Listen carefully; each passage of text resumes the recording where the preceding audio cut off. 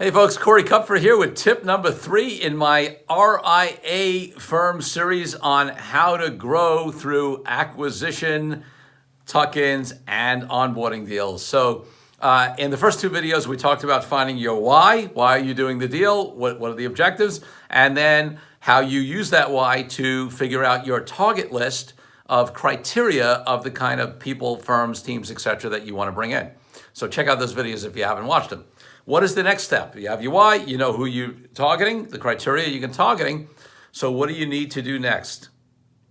Value proposition. What does that mean? I can't tell you how many firms come to me and say, hey, Corey, I want to grow. And maybe they've even, they know they want to grow because they need to solve for succession or they need to, have more capacity, whatever it is. Maybe they have their why. Maybe they even know the type of people they have to target. And when I ask them, why would somebody come to you? They don't have a good answer, right? They'll often say, well, we're a great place to work. We really care about our clients.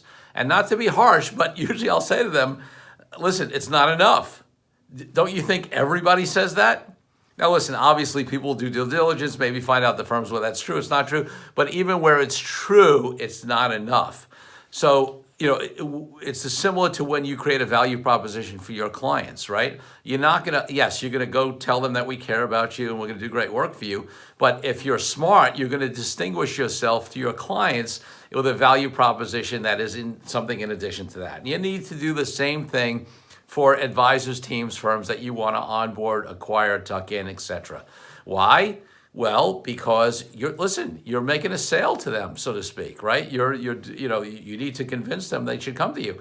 And it's a very competitive environment. There are many, many more buyers than there are sellers in this environment. And although we keep talking about the demographics on that changing as the advisor population ages and owners of RIA firms age, and it is increasing somewhat, it's still definitely a buyer's market. And listen, there are professionals, buyers out there, aggregators, platforms, etc., that have honed their value proposition down, and it's very clear to people in the market. Maybe their value proposition is that they're going to buy you, and then they're planning on going public, and you're going to be able to exit and make a lot of money that way. Or the value proposition is that they provide phenomenal back office support and compliance and administrative and middle office, etc., so that it'll really free you up to do what you're great at and go out and get more business. And build your business that way. There are some out there where the value proposition is that they are going to help you acquire other firms. Actually, that's part of the value proposition. They'll help you grow inorganically. So, some of the bigger firms and aggregators have figured that out.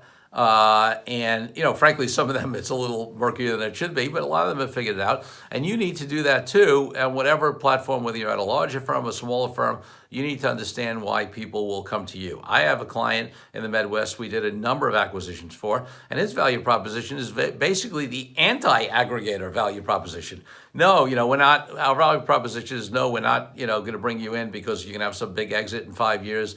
They're actually a family-owned firm. They believe in generational wealth, and they plan on having the firm in the generation. And they're targeting actually a lot of advisors from the Midwest who don't have that stereotypical coastal mentality, who want to be in a more family-oriented place where they can feel comfortable that the firm's going to be around. There aren't going to be significant changes. There isn't going to be pressure coming in from venture capital money. The firm's self-funded. So that's their value proposition.